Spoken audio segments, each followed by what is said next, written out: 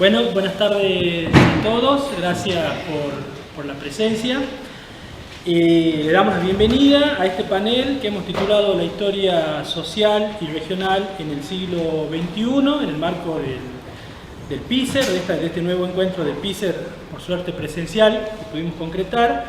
Contamos con dos invitadas realmente de lujo para los estudios regionales, a quienes voy a presentar de manera muy breve, porque las conocemos bastante. Solamente decir, Sandra Fernández es doctora en Historia por la Universidad de Rosario, máster en Ciencias Sociales por la Facultad Latinoamericana de Ciencias Sociales, es investigadora principal del CONICET y docente de grado y posgrado de la Facultad de Humanidades y Artes de la Universidad Nacional de Rosario. Es directora del ISIR, el Instituto de Investigaciones Sociohistóricas Regionales, unidad del CONICET y de la Universidad Nacional de Rosario. Es desde hace poco directora también del CCT Rosario, lo cual debe ser un enorme trabajo, y posee una extensa actividad docente tanto de grado como de posgrado en universidades nacionales y en universidades del extranjero, ¿sí? Su trayectoria en investigación se ha desarrollado principalmente dentro del campo de la historia social argentina. En los últimos años han sido dos las líneas temáticas sobre las que ha transitado: la perspectiva de los estudios regionales y locales por un lado, y la problemática de la sociabilidad y el espacio público en las primeras décadas del siglo XX, ¿sí? Adriana Kingar es licenciada en Historia por la Universidad Nacional de Córdoba, doctora en Historia por la Universidad Nacional de Tucumán, es investigadora asistente del CONICET y docente de la Universidad Nacional de Jujuy, es miembro de la Unidad de Investigación en Historia Regional, la UNIR, de la UNJU, e investigadora del CITER, que es el Centro Interdisciplinario de Investigaciones en Tecnologías y Desarrollo Social para el NOA, unidad ejecutora también del CONICET, y forma parte de la red de estudios sobre peronismo, tal vez donde más la hemos leído, y se especializa en historia política de Jujuy del siglo XX y en teoría y metodología de la historia regional. Ambas invitadas han producido en los últimos años un material ineludible para quienes nos interesamos en la historia regional. Han contribuido sin duda a las discusiones sobre el estatuto de la práctica historiográfica en Argentina, de esta enorme línea de esta práctica que llamamos historia regional. Bueno, y forman parte, lógicamente, de la mayoría de los programas de historia regional. En el caso de Salta, hoy contamos con la presencia de varios de los estudiantes del grado, bueno, que van a tener la oportunidad de escuchar a las autoras que leen, ¿sí? Y sin mayores preámbulos, bueno, escuchamos a nuestras invitadas. Adriana Kingar va a presentar, en primer lugar, de la historia regional a la historia regional local, un trayecto en el estudio de las identidades locales, política, perdón. Y Sandra nos acompañará con su reflexión, el lugar como escenario regional, sobre experiencias y proyectos, ¿sí? La dejo con eso.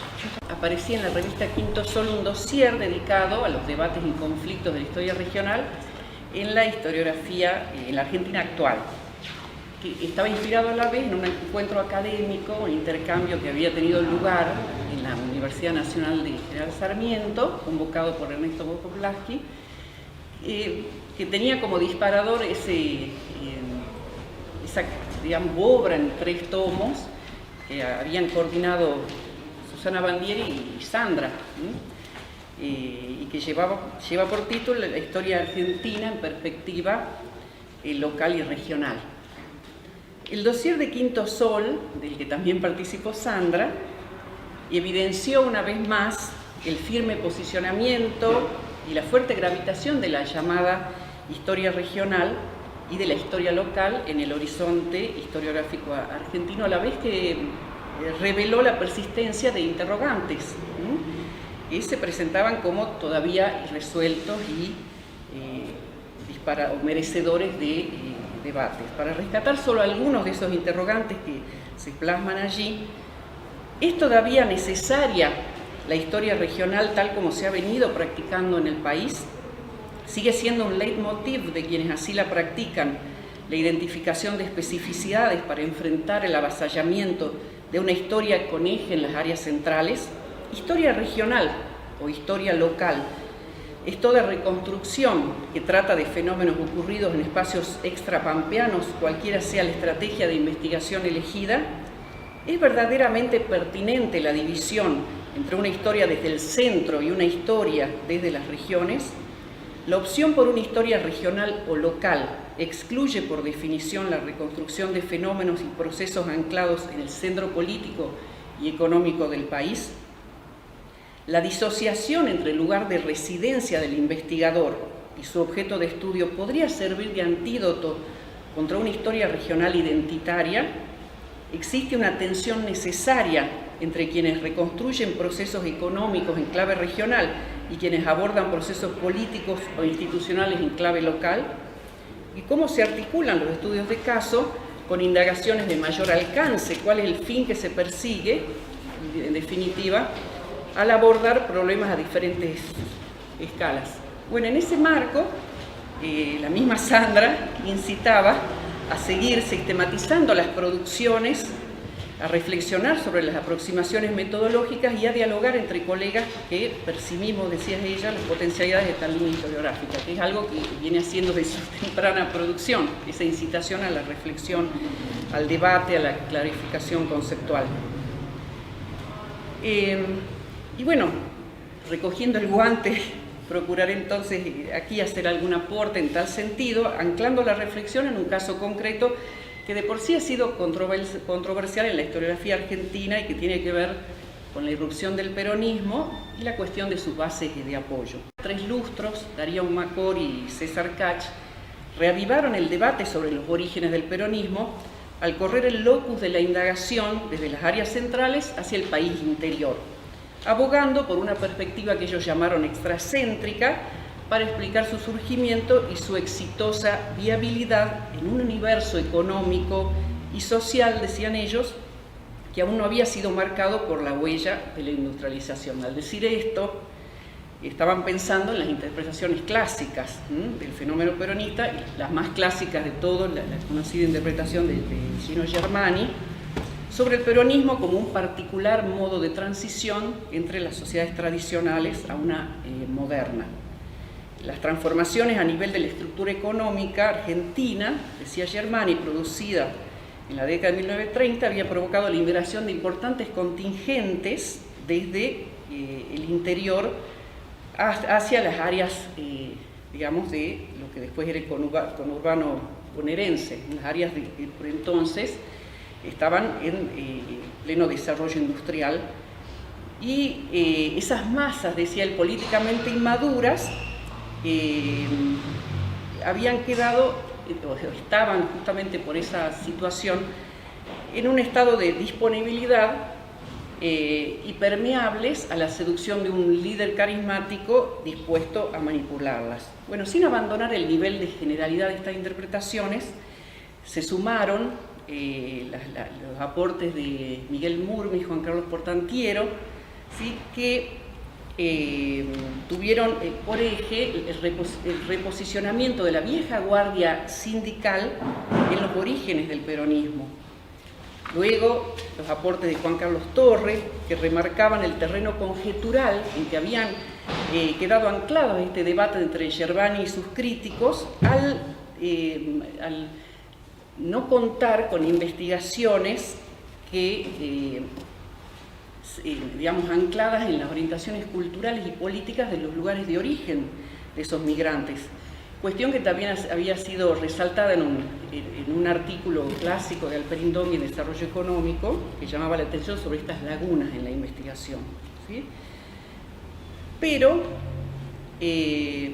me pregunto hasta qué punto la dicotomía que marcan César Kach y Darío Macor en su momento, entre una perspectiva céntrica y otra extracéntrica de los orígenes del peronismo, obtura la percepción de las formas en que gravitan articuladamente diferentes contextos en el vínculo que los sujetos establecen con lo político. Dicho de otro modo, cabrían rastrearse los orígenes del peronismo, excluyendo el locus propio de un Estado nacional, de cuyas estructuras emanó el poder transformador del movimiento y su impacto en la sociedad ya a partir de 1943.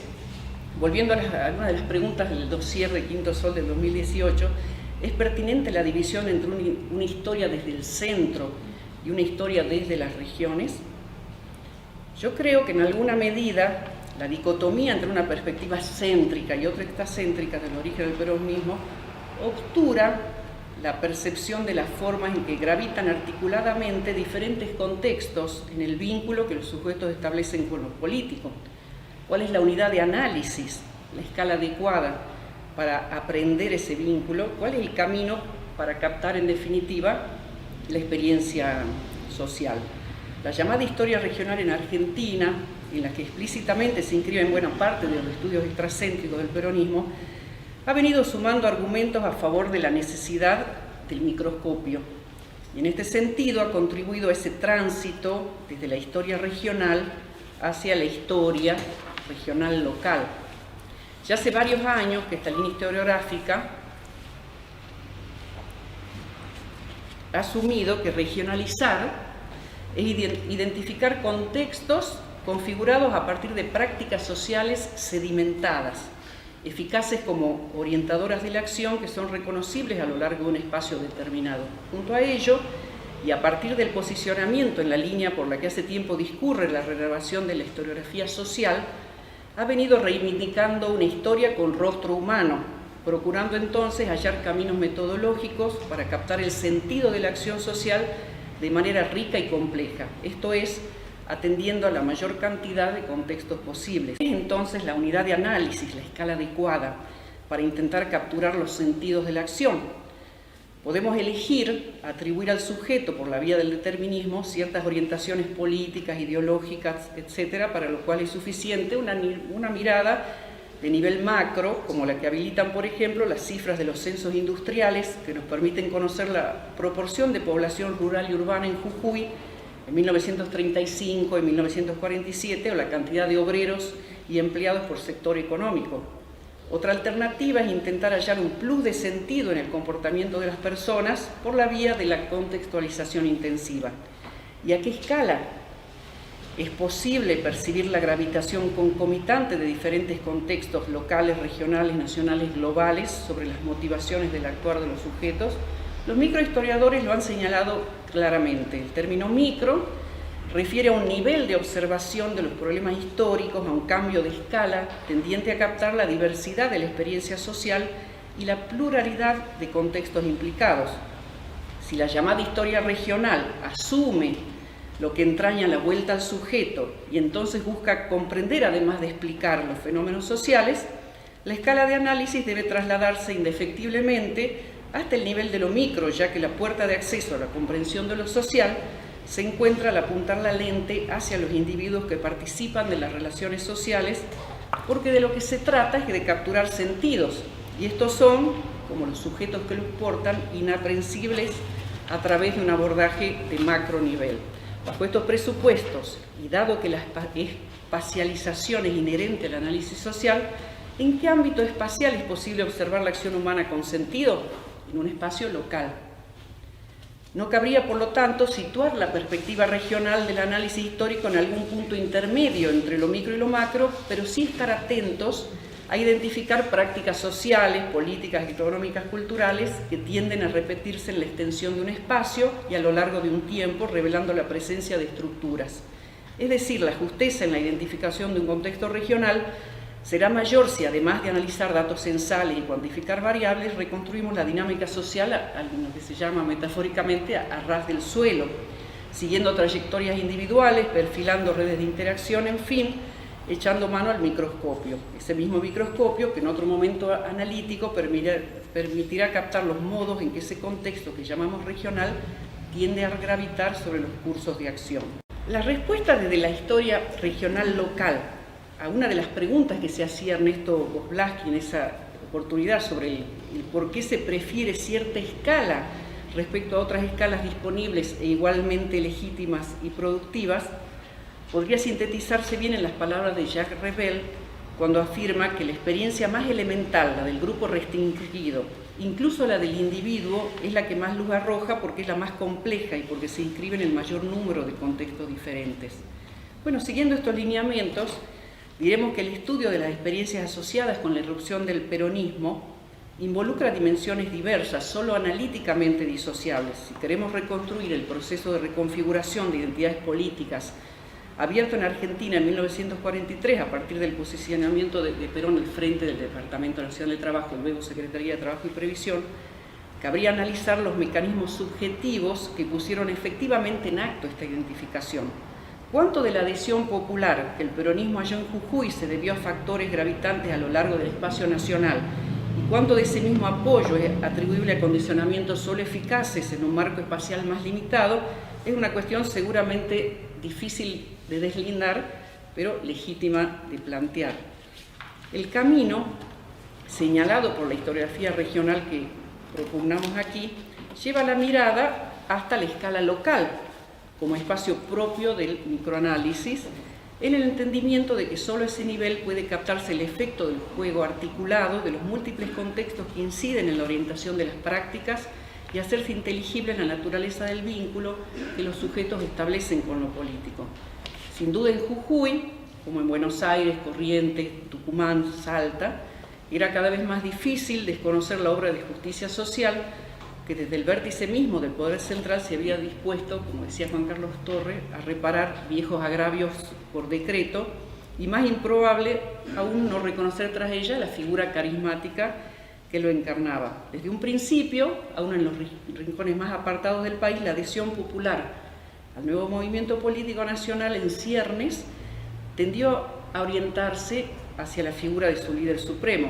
En 1944, un poblador de Iturbe, una pequeña localidad del departamento de Humahuaca, ubicado en los 150 kilómetros de la ciudad de Jujuy, se dirigía por carta al propio Perón, pidiéndole justicia por la explotación que sufría la gente del lugar en manos del dueño de los negocios de almacenes y tiendas, que era a la vez contratista del ingenio San Martín del Tabacal. ¿Cómo explicarse, preguntaba César Cachi y Darío Macor, la exitosa viabilidad del peronismo en universos económicos y sociales no marcados todavía por la huella de la industrialización? Fue esta una pregunta fundante de la perspectiva extracéntrica de observación del fenómeno. Una vez más, es pertinente la división entre una historia desde el centro y una desde las regiones, al igual que los obreros industriales de los grandes centros urbanos del área litoral, y del mismo modo que los obreros madereros de los 60 cerraderos que había en Jujuy, o los habitantes de las tierras altas de la Quebrada y la Puna, todos fueron proclives a atravesar ese proceso de redefinición identitaria al ritmo de las realizaciones y consignas del emergente caudillo. Los sentimientos, valoraciones o pensamientos pragmáticos que motivaron la concurrencia masiva a la Plaza de Mayo en esa jornada del 17 de octubre, no eran ajenos a la experiencia de vastos sectores sociales a lo largo y ancho del país. Lo que ocurrió ese día en la Plaza de Mayo era expresión de algo que trascendía el espacio geográfico concreto en donde el fenómeno adquirió visibilidad. Y ese día representó el nacimiento del peronismo como movimiento político igualmente para porteños y jujeños. A finales de noviembre de 1945 vio la luz el Partido Laborista en la capital federal. En Jujuy, uno de los primeros núcleos de la nueva agrupación política en constituirse el 21 de diciembre fue el Centro Laborista de Mina Pirquitas en el departamento puneño de Rinconada. Y decían los puneños allí reunidos: por libre y espontánea decisión de los ciudadanos argentinos que firman al pie, para ocupar su puesto de lucha cívica al lado del hombre, que es ya un símbolo y garantía de que la patria argentina llegara hasta la cumbre de sus grandes destinos como nación libre y soberana. Juan Domingo Perón. Para presidir la comisión directiva se eligió al obrero maquinista de Mina Pirquitas, de 26 años, Gennaro Mamaní, secundado por el jornalero Juan de Dios Condori como secretario, el jornalero Ángel Jarro como tesorero, el jornalero Feliciano Cayo y el peón Rudecindo Cruz como vocales. Rinconada, como dije, un departamento de la Puna jujeña. En la época, sus pobladores eran en su mayoría campesinos arrendatarios de grandes latifundistas y vivían en caseríos dispersos en las extensas tierras de pastoreo. Muchos de ellos complementaban su subsistencia con el trabajo en la llamada Mina Pirquitas, que era uno de los principales enclaves mineros del altiplano. En la primera de las dos mesas que componían el circuito electoral de Mina Pirquitas, y el total de electores que votaron en los comicios del 24 de febrero del 46, que dio el triunfo a Perón, esos electores ascendían a 157, de los cuales 88 trabajaban en la mina Pirquitas, y allí el Partido Laborista obtuvo 81 votos. En la segunda mesa, que incluía 74 trabajadores de Pirquitas, de un total de 170 electores inscritos, el laborismo obtuvo 74 sufragios, 74 obreros y 74 sufragios. En Rinconada triunfó el Partido Laborista, llevando al obrero tractorista de la mina, Hugo Chalup, a la legislatura provincial. La segunda fuerza política más votada fue allí la del llamado tanquismo, expresión del radicalismo disidente que en Jujuy apoyó a Perón, y en conjunto el peronismo obtuvo en la provincia el 70% de los votos y el 82% de ese departamento poneño. Masas, hasta ese momento completamente al margen de la vida política del país, había conjeturado Germani en referencia a los obreros migrados a la metrópolis desde las provincias del interior. Figura emblemática de la sociología latinoamericana, su interés se orientaba al estudio de amplios procesos históricos. Con la firme apoyatura empírica del análisis estadístico, observó con perspectiva macro las grandes tendencias del cambio social. Bajo este prisma, vio en el peronismo la expresión en el plano político de las asincronías propias de una industrialización tardía. Llevando hace 3 años, llevando la mirada al ámbito local, Samuel Amaral dejaba abierta la pregunta sobre las razones de la disparidad de comportamientos electorales en los comicios del 24 de febrero del 46, que salía a la luz en algunos casos donde las fuentes disponibles permitían acceder a los resultados a nivel de localidades.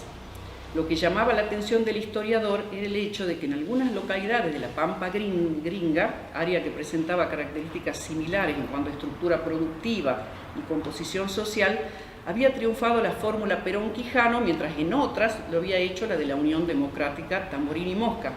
Tal constatación lo llevaba a concluir que las respuestas debían buscarse en la historia de las relaciones personales y políticas de los actores, las cadenas de lealtad preexistentes que unían a los votantes con los dirigentes locales, departamentales y distritales que servían de mediadores entre los gobernadores y los gobernantes. Hace poco también, Germani descuida el contexto político en que se produce la llegada del peronismo. Vamos a decir aquí que solo un ejercicio microanalítico que tome en cuenta la pluralidad de contextos que gravitan sobre las decisiones humanas permitiría vislumbrar las motivaciones del voto por Perón. Ya voy terminando. Bueno, las masas eran radicales, había vaticinado Perón, y su intuición era cierta también en Jujuy, donde el triunfo del radicalismo irigoyenista que apoyó a Perón fue contundente. Esa fuerza obtuvo la gobernación de la provincia, las 2 diputaciones nacionales y 16 de las 22 diputaciones provinciales, asegurándose así la presencia de su caudillo Miguel Tanco en el Senado de la Nación.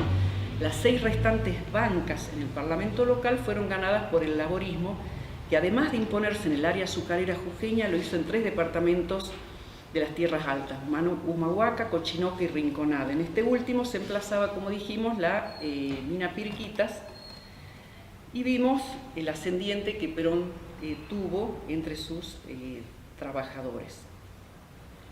En el departamento de Yavi, la Unión Cívica Radical Irigoyenista, liderada por Tanco, obtuvo un triunfo contundente en todas las mesas.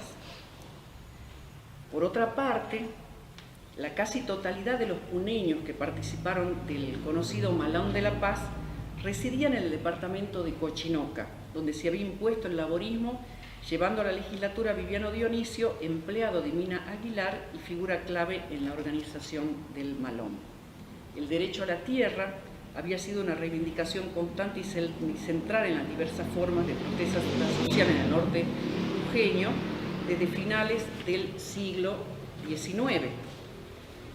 Si la política distributiva implementada desde la Secretaría de Trabajo y Previsión apuntalaba la gravitación a nivel identitario del gobierno nacional y del líder que la propiciaba, en la Puna y la Quebrada jujeñas el fenómeno se conjugó con las expectativas de campesinos arrendatarios en torno a la solución de su ancestral problema agrario, esperanzas que hallaron un anclaje material concreto en las gestiones llevadas adelante por el Consejo Agrario Nacional, coronadas además por las propuestas de campaña del propio Perón. Algunos estudiosos tendieron a leer el Malón de la Paz casi exclusivamente en clave de reivindicación étnica. La antropóloga Diana Lenton creía ver en la decisión de los puneños de emprender la travesía a pie, descartando la utilización del ferrocarril estatal, su negativa, dice ella en un conocido libro publicado en Estados Unidos sobre el Malón de la Paz, creía ver en esta digamos, marcha su negativa a subordinarse ellos mismos a los símbolos del estado de bienestar, resistiéndose a encuadrarse en la homogeneizadora imagen peronista del pueblo y en el lugar que el proyecto político de Perón les asignaba como parte ellos también y en tanto trabajadores de la comunidad organizada. Una de las formas del proceso de homogeneización para Diana Lenton habría sido la igualación del estatus cívico de los puneños respecto al resto de los habitantes del país.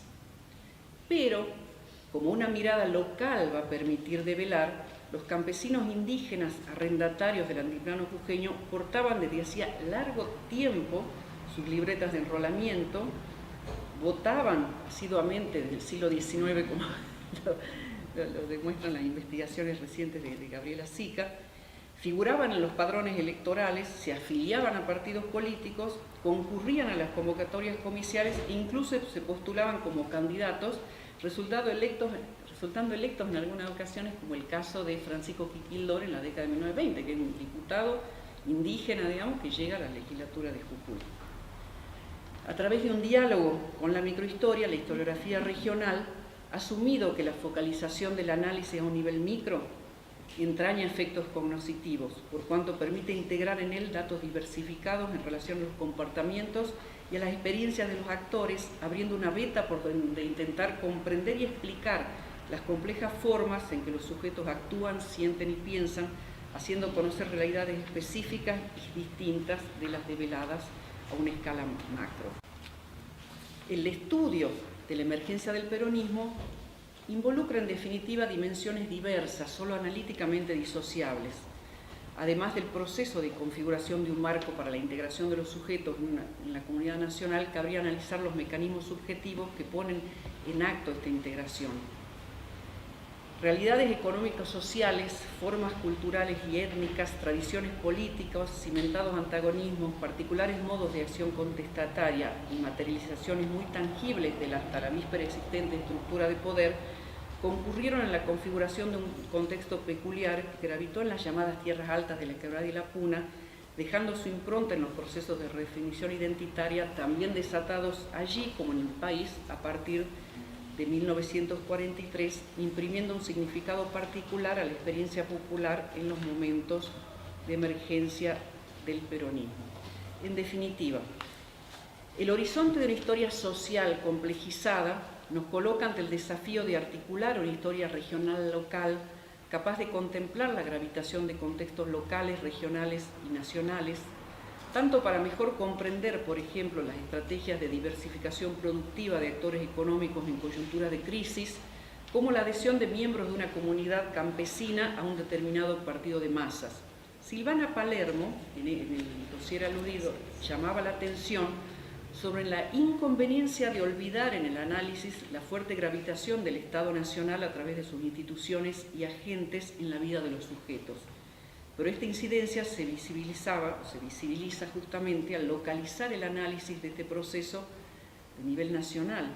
Más que de contar historias locales o regionales para contrabalancear la predominancia de historias nacionales, de lo que se trata es de procurar que la interpretación de las prácticas que despliegan los actores que protagonizan los procesos que narramos no deje de lado la gravitación que sobre esas prácticas tienen contextos solo perceptibles al reducir la escala de observación hasta el nivel de lo local. Al hablar de historia regional local, se está reivindicando la afiliación con una tradición historiográfica e indicando al mismo tiempo la opción por un camino metodológico que adopta una perspectiva microanalítica con todo lo que esta elección conlleva. Entre otras cosas, enmarcar el análisis en un espacio local, en tanto este es el único capaz de hacer perceptible la irrupción de los sentidos implicados en la acción de los sujetos, sentidos que se configuran en el cruce de contextos locales, regionales, nacionales y globales. Bueno, muchas gracias. La verdad que para mí es un placer estar aquí, estar justamente a posteriori de Adriana, que tiene un trabajo excepcional sobre el peronismo en Jujuy. Agradecer a toda la comunidad, del PICER y de aquí de Salta la invitación. Es como sentirse en casa y bueno, hablar de lo regional tiene que ver también con la trayectoria de cada uno y cada una de las que estamos aquí presentes. No es casualidad, digamos, que el PICER tenga esa meta, ese eje, esa línea, que lo ha hecho antes, durante la tarde se estuvo charlando, que lo ha identificado, que le ha dado sustancia por más de 20 años. Y justamente para comenzar, a mí me gustaba pensar un poco en historizar, digamos, historizar también desde mi propia historia, pero de las propias perspectivas de proyectos y de líneas de investigación, y pensar también qué sucedió desde los años 80 a la actualidad. De una manera muy breve, para después introducir dos grandes cuestiones que me parece que son interesantes para debatir, que son la cuestión del lugar y la cuestión de las fuentes para la investigación regional, y también desde una propia experiencia de investigación.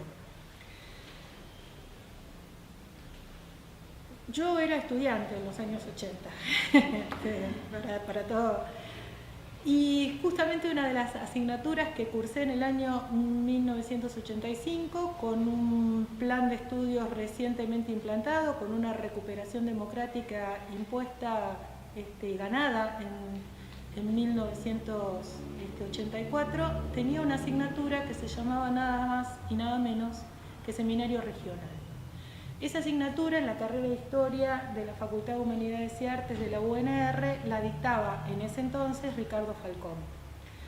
Ricardo le imprimió a esos 2 años que él estuvo a cargo de la asignatura la impronta de trabajar sobre el movimiento obrero rosarino.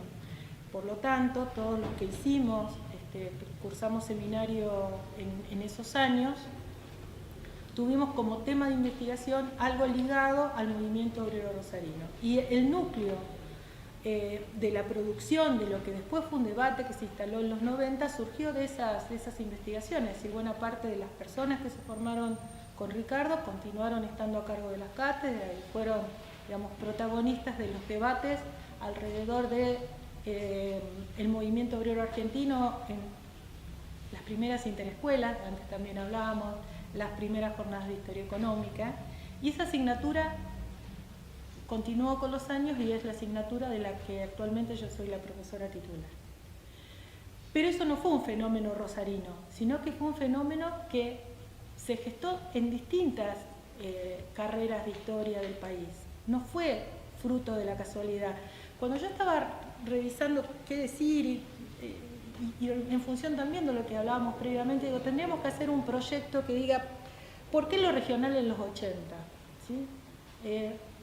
Podemos dar muchas respuestas, es decir, yo tengo algunas certezas, pero me parece que no tendríamos que perder mucho tiempo en comenzar a reflexionar de por qué en los 80, porque no fueron solamente estas asignaturas, que eran seminarios de investigación, que eran asignaturas específicas de historia regional o de historia de provincia, sino también, y creo que es lo más importante, la aparición de proyectos de investigación. Los proyectos de investigación de los cuales todos y todas las que estamos aquí presentes somos herederos, surgieron en esos años.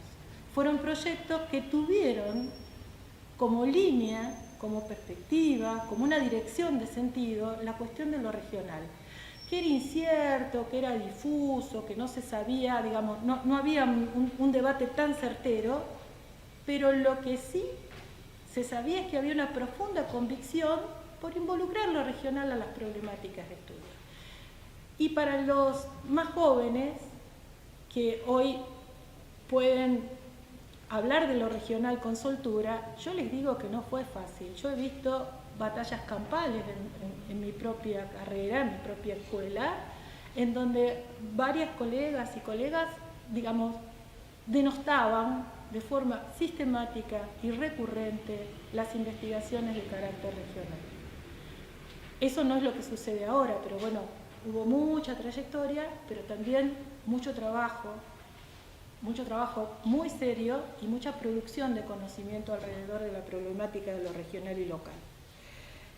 Entonces, lo importante para tener en cuenta que esto que se abre como una bisagra en los 80 no es menor. Se introduce la formación, se introduce la docencia, se introduce la perspectiva, se disputa la generación de recursos humanos que se formen en esa perspectiva y se introducen los proyectos. Y si en los 80 esos proyectos iban a tener algún tipo de subsidio, yo les digo que en los 90 no fue lo mismo, que los 90 fueron dramáticos para poder tener recursos y sin embargo la investigación sobre lo regional continuó. Y siguió también en los 2000 y aquí estamos, estamos en el 2022 hablando también de las perspectivas de investigación regional con toda una trayectoria, porque si en esos 80-90, digamos, los estudios regionales tenían un horizonte de buscar las excepcionalidades, de buscar las particularidades, de dialogar con esos modelos que, como bien señaló antes Adriana, eran muy cerrados, que respondían todas nuestras preguntas, pero eran realmente nuestras preguntas. No, la historia regional abrió ese otro foco, otra forma de preguntarnos, otros interrogantes y otras líneas. Y esa ampliación en el escenario de nuestra historiografía de conocimiento sobre realidades regionales, que podían confrontar, que podían acompañar, que muchas veces entraban en contradicción con estas interpretaciones tradicionales alrededor del hecho nacional, también fue articulador de preocupaciones que fueron sumamente importantes alrededor de lo teórico y metodológico. Me parece que también ese punto de inflexión hay que colocarlo en los años 90, fines de los 90, comienzo del 2000. Y yo ahora no podría dar la fecha exacta, pero hay un trabajo, creo que fue en el año 1987, que publica el IES, un trabajo de Eric Van Yang, digamos, digo que es hacer historia, qué es la historia regional o qué es hacer historia regional, es un punto de inflexión. Algunos trabajos de Alan Knight, también, que desde los estudios coloniales introducen esa perspectiva. Estoy pensando en los textos de Mario Ceruti, que en otro periodo, y para la realidad mexicana del norte de México, también a fines de los 80, principios de los 90, comienza, digamos, a dinamizar.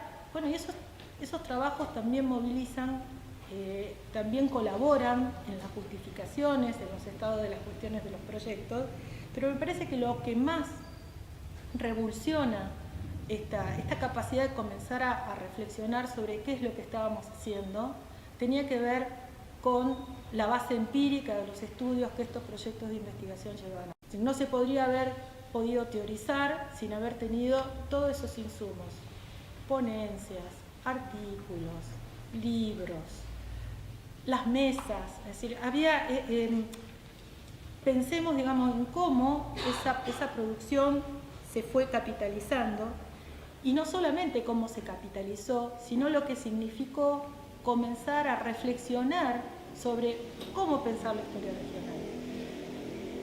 Desde una delimitación territorial, desde todo el circuito que significaba poder justificar los objetos de análisis, desde las influencias de toda la historiografía europea ligada a esta perspectiva, es decir, que nosotros nos fuimos apropiando, digamos, la microhistoria italiana, pero también la historia local española, la local history británica, también las propias tradiciones analistas que se van colando, digamos, y nos permiten ir reflexionando también sobre el espacio. Por otro lado, digamos, esta vasta producción también tuvo un muro que vencer. Yo una vez hice un ejercicio me dediqué a buscar los programas de historia argentina de las distintas carreras del país. Y me llamó la atención, digamos, porque algunos programas tenían realmente un esfuerzo por introducir bibliografía que pensaba en términos comparativos, y otros programas no. No hace falta que le diga la localización.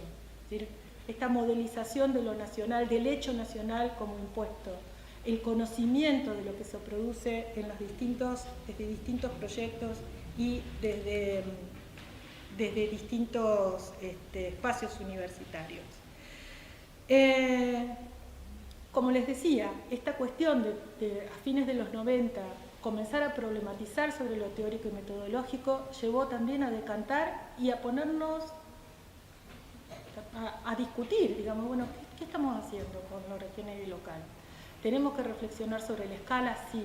¿Qué significa la cuestión de la escala para poder resolver nuestros problemas? ¿Qué significa ver lo pequeño? ¿Qué significa ver lo micro? ¿Cómo lo ponemos en diálogo con el contexto? ¿Cómo lo ponemos en diálogo con no solamente la cuestión de lo nacional, sino con la cuestión de lo global? No es casualidad, a fines del siglo XX aparece una perspectiva historiográfica que impacta muy fuertemente en estos últimos años, pero que surge en ese periodo y que tiene su mayor densidad bibliográfica en los primeros años del siglo XXI, que es la historia global. Tiene una asociación, es decir, grandes textos en donde lo nacional se difumina, pasa a un segundo plano y en donde se priorizan dos grandes categorías, que es lo global y lo local. Y en esa dinámica, bueno, hay una cierta reivindicación del análisis de lo local para pensar en una clave global. La cuestión de definir el estatus teórico-metodológico también significó un nuevo giro. Bueno, cada paso que, digamos, la cuestión de la empiria primero, la cuestión del debate teórico-metodológico después, y eso permitió que encarar las investigaciones en el siglo XXI hicieran posible que las líneas y los proyectos que surgieran en estos últimos 20 años, y cuando digo 20 años es como que me corre un escalofrío,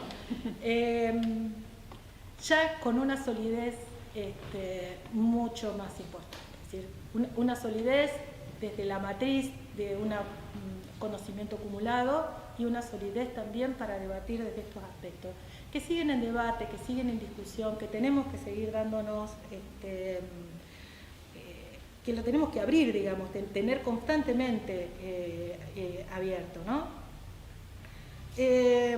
Como les dije, hay dos cuestiones que a mí me parecían muy importantes para poder resaltar y poder pensar en un balance y en una discusión para estos últimos años. Y otro es introducir estas categorías que van surgiendo, bueno, lo regional, lo local, lo regional-local, la cuestión de la territorialidad, la cuestión del espacio, las cuestiones de la identidad, los análisis de las relaciones sociales a ras del piso, pero también la cuestión del lugar. Digamos, a mí siempre me han gustado mucho las reflexiones de dos historiadores valencianos que primero escribieron juntos y ahora escriben separados, pero que son Anaclet Pons y Justo Serna. Y en el caso de Anaclet Pons, él está dando este giro de pensar, digamos, la cuestión del lugar en la investigación metodológica, ¿no? Y pensar el lugar en la investigación histórica justamente tiene que ver con un acto metodológico fundamental. Cuando nosotros lo delimitamos, estamos justamente asumiendo una posición, un control sobre lo que vamos a trabajar. Cuando uno lee algún texto de los años 60, 70, sobre todo los que tienen una influencia más analista, ustedes ven que en los primeros capítulos, yo estoy pensando por ejemplo para Santa Fe, La Pampa Gringa de Ezequiel Gallo, el primer capítulo él se dedica a describir el espacio.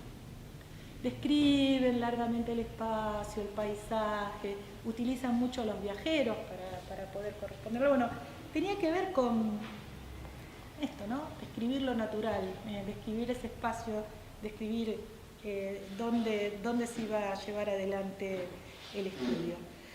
Pero el lugar tiene que ver también con las dimensiones que son mensurables, que son institucionalizadas, las provincias, los departamentos, pero también las cuestiones más simbólicas, las constituciones históricas de estos lugares y las constituciones, como dije antes, sensibles del territorio. Y justamente pensar en el lugar nos lleva también a pensar en el espacio, también pensar en las escalas y pensar en un ideal de escala que nos permita decidir sobre la elección del espacio sobre el cual se va a desarrollar nuestra investigación.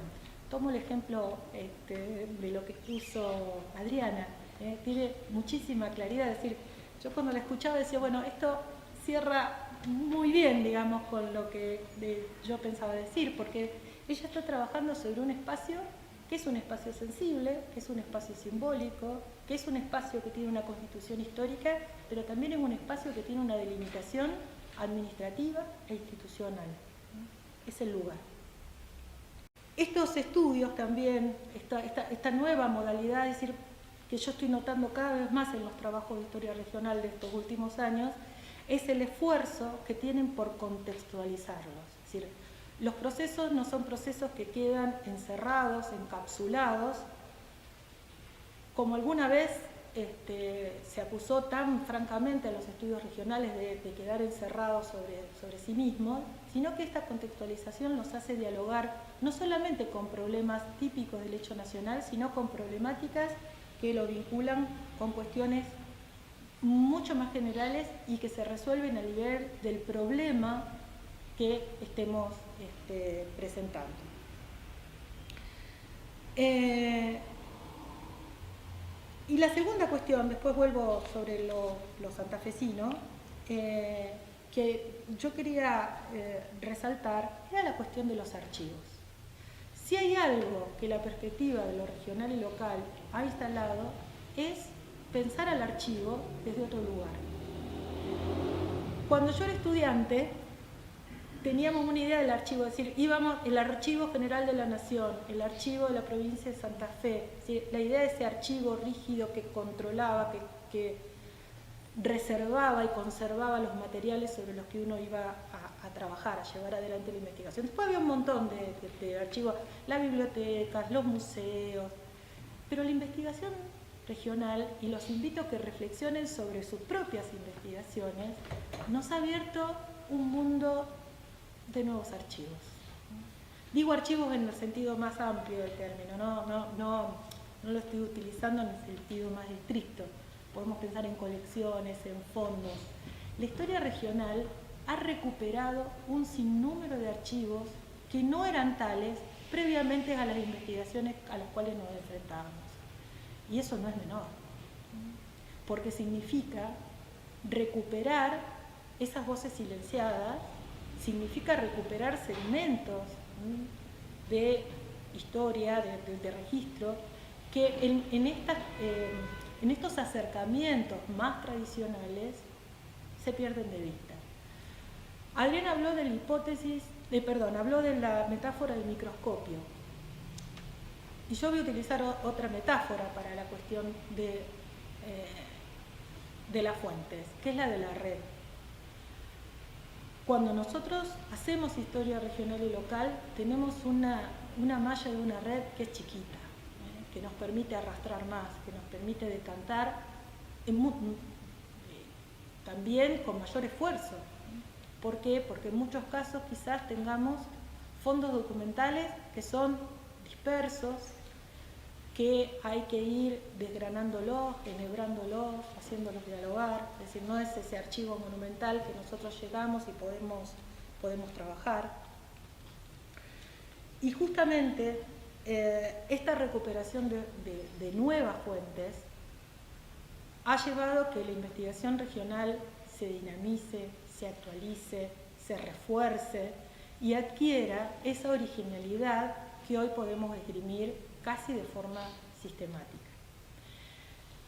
Y hay otra cuestión que me parece muy importante señalar, que así como se recuperan los fondos para investigaciones particulares, la investigación regional y local también ha resguardado esos fondos y esos archivos más allá de nuestras investigaciones.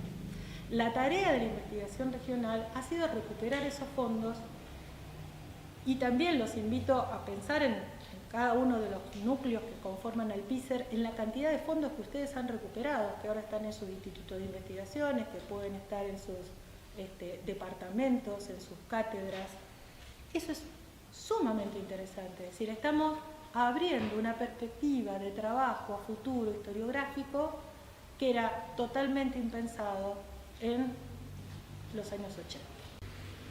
Y hay otra cuestión que quiero resaltar de las fuentes y me parece que es lo más sugestivo y es de lo que más tenemos que hacer énfasis en relación de lo regional y lo local, que es la cuestión que los espacios y los lugares dotan de sentido a las fuentes, las hacen hitos para comprender procesos y comparar eventos y establecer secuencias de sentido. Es decir, esas fuentes contextualizadas en el espacio, en el lugar, nos dan una calidad de información que es fundamental. Giros idiomáticos, normas administrativas, disposiciones legales, tradiciones consuetudinarias, estilos literarios, marcan diferencias, marcan particularidades, con colecciones que aportan miradas mucho más generalizantes o pretendidamente superadoras en términos de dimensión, ¿no? Lo macro, lo nacional, lo global. Además, las fuentes de carácter, digamos, pero después pueden ser regional y local, presentan un matiz que las hace particulares no solamente por lo que nos brindan alrededor de reflexionar sobre un problema, sino también por la propia estructura interna, por su ambiente, por la forma en que se elaboran, la elaboración del sentido que esas fuentes locales y regionales aporten. El uso, como dije, de los giros idiomáticos. Antes estábamos hablando con Gabriela también, ¿no? Estábamos hablando del voto. Bueno, esas fuentes tienen esa particularidad local. Están en los valles de Jujuy, no están en otro lado. Son particulares, tienen una cadencia y tienen un sentido y una impronta que no se pueden encontrar ni en Santa Fe, ni en Buenos Aires, ni en la Nor Patagonia, ni en Cuyo.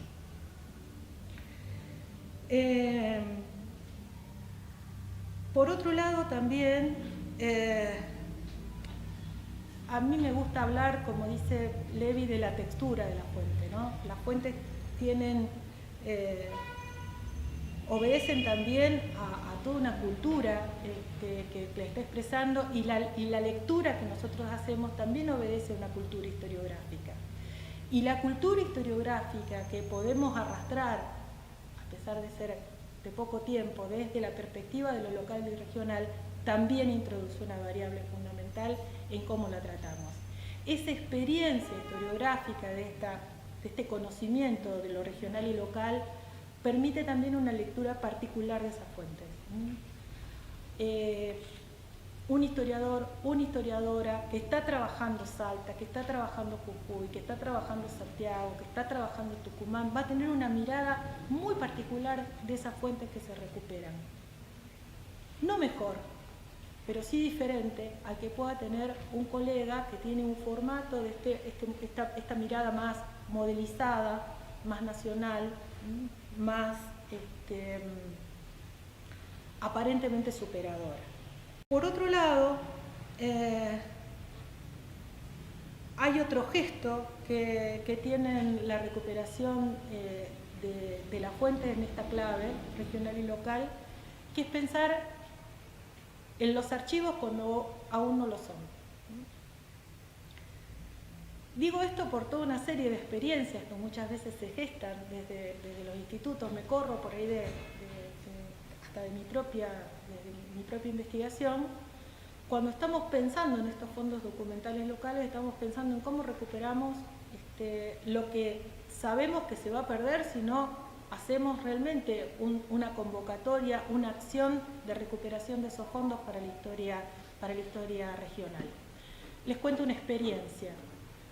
Nosotros planteamos hace un tiempo y la estamos ahora reactivando. Como siempre, los fondos son escasos y muchas veces no se puede sostener en el tiempo este tipo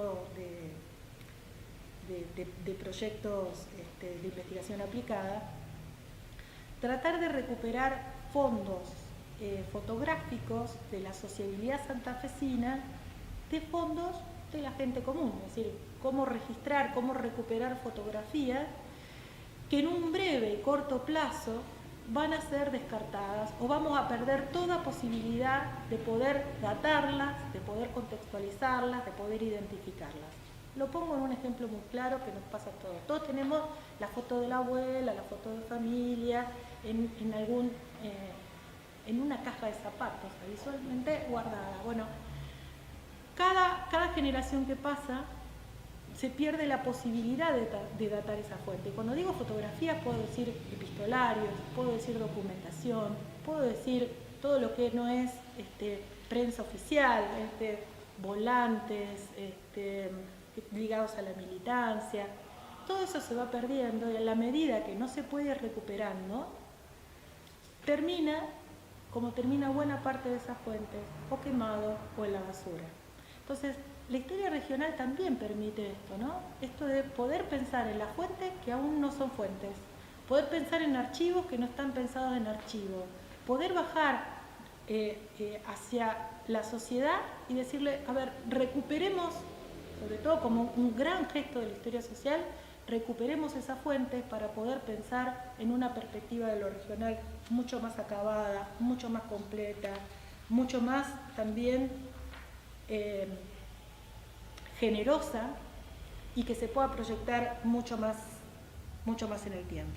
Y hay otra cuestión, y ya para cerrar lo de la fuente, bueno, ya para cerrar,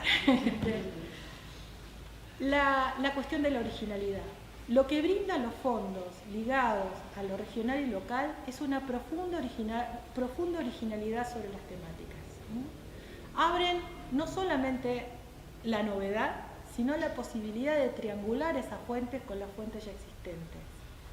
Permiten que las hagamos dialogar, permiten que podamos concebir nuevos proyectos de investigación y permiten algo más, que es también establecer fondos que perviven en las investigaciones individuales o de pequeños colectivos para pensarlas en clave de lo que significan generación de archivos para uso abierto y público a posteriori y más allá de la investigación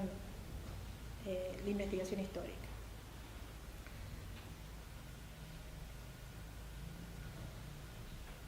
La cuestión de las fuentes también implica, siempre en un gesto metodológico que tenemos todos los historiadores y historiadoras, ¿no?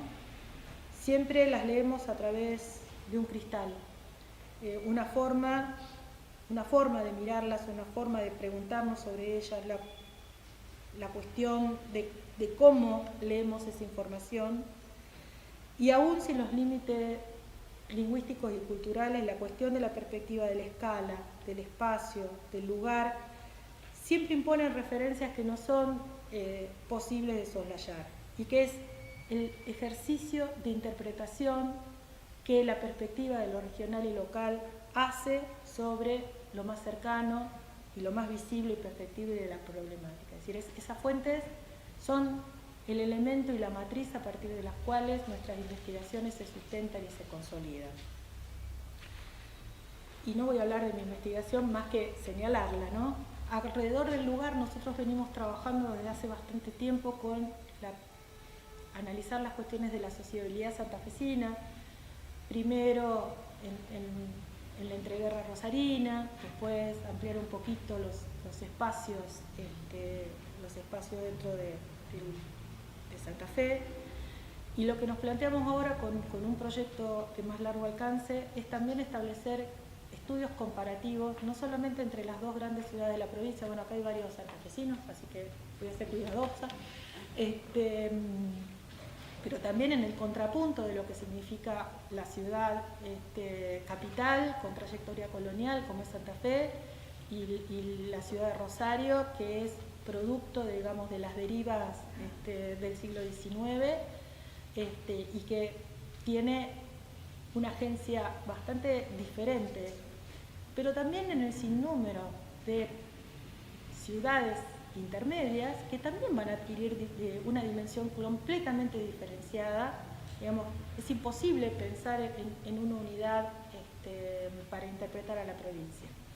Y en este contrapunto elegimos dos ciudades intermedias que son Rafaela.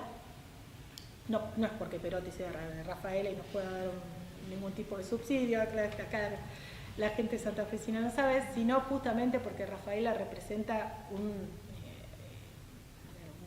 sintetiza, cristaliza todo el proceso de la colonización de mediados del siglo XIX, pero también de todo lo que es el desarrollo agroproductivo de todo el siglo XX y lo que va del siglo XXI. Un contrapunto muy claro, porque digamos, esta ciudad que tiene un desarrollo productivo ligado al agro, con una industria que está vinculada al procesamiento de esos bienes, a una ciudad como Villa Constitución, que surge como un paradigma industrialista del desarrollismo, que está sumamente vinculada a los procesos repulsivos de la década del 70, como hace muy poco murió uno de los representantes más significativos de la lista marrón de la UOM de Villa Constitución. Y es una ciudad muy vinculada a una industria como era Cinda y a este desarrollo industrial que se diferencia y mucho con el contrapunto que se establecía con Rafaela. Bueno, en este proyecto lo que nosotros tratamos justamente de tensionar son estas cuestiones de cómo ir viendo las distintas escalas, las distintas ciudades, los distintos lugares y poder pensar la dimensión de lo provincial en una clave comparativa intraprovincial, pero también para poder comprender los propios procesos de la dinámica social actual de la provincia que resulta tan difícil de comprender en nuestra vida cotidiana. Bueno, muchísimas gracias.